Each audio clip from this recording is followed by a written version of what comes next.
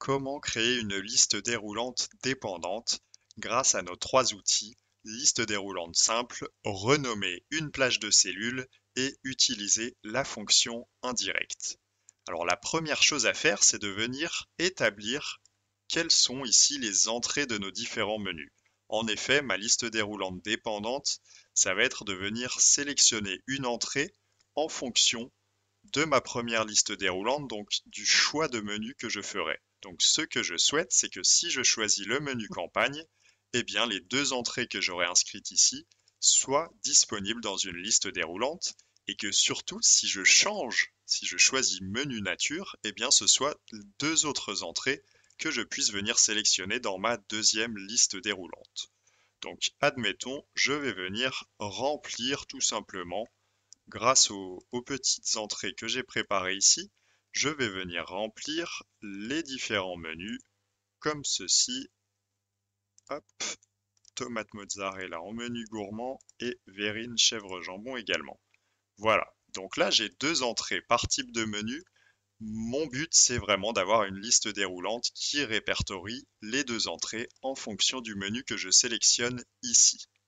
Donc la deuxième chose que je dois faire, c'est de venir renommer mes plages de cellules par le nom en fait du menu qui aura été choisi.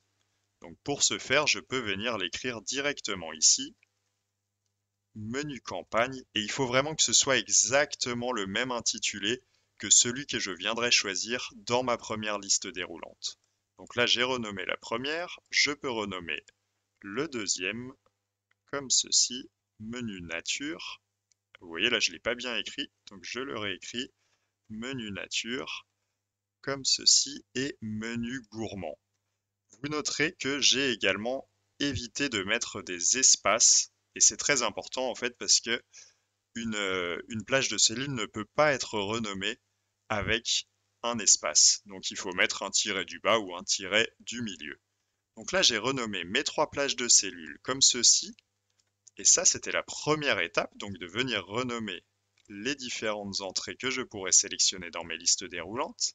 Et la deuxième étape, c'est de venir ajouter une liste déroulante. Donc, comme on l'a fait précédemment, on sélectionne la cellule en question, on va dans l'onglet Données, Validation des données, on autorise uniquement une liste, et en fait, nous allons utiliser notre fonction indirecte à cet endroit-là à l'intérieur de notre liste déroulante pour faire en fait référence au type de menu, pour faire référence à cette cellule-là. Donc c'est la cellule F8 que je vais venir sélectionner comme ceci.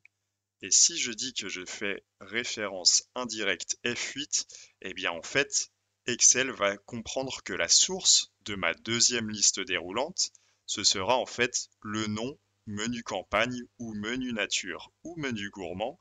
Et vous aurez probablement deviné que j'ai renommé ces plages de cellules spécifiquement avec ces noms pour que Excel comprenne que quand j'écris indirect F8, eh bien en fait la source de ma liste déroulante, c'est tout simplement charcuterie salade composée puisque indirect F8 c'est égal à menu campagne. Et en fait Excel traduit ma fonction indirecte par le nom que j'ai donné à ma plage de cellules. Donc menu campagne ici, menu nature ici. Donc si je viens sélectionner menu nature, ma deuxième liste déroulante va me proposer velouté champignon ou tartare de saumon, puisque ma fonction indirecte retrace, traduit menu nature comme étant la plage de cellules menu nature. Donc ici, je ne sais pas pourquoi comme ceci. Ah d'accord. Alors on peut aller voir rapidement, donc quand on fait une erreur de saisie comme ceci, vous voyez, là j'ai deux noms, menu nature, donc je le supprime, menu nature avec un A, je le supprime, et voici. Maintenant j'ai bien mes trois noms, menu campagne, menu gourmand et menu nature. Donc si jamais vous faites une petite erreur de saisie, sachez que dans l'onglet formule gestionnaire de noms, vous retrouvez vos différents intitulés de plages de cellules.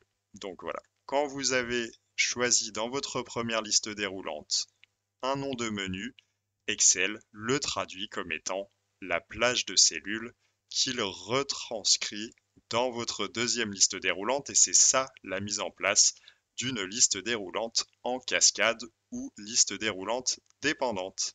Voilà, vous avez toutes les étapes pour créer une liste déroulante dépendante.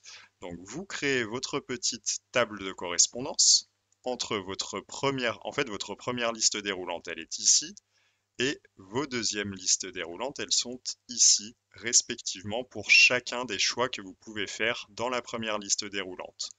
Ensuite, vous renommez vos plages de cellules, et enfin, vous allez dans Données, Validation des données, et vous utilisez votre fonction indirecte pour faire référence à vos plages de cellules précédemment renommées.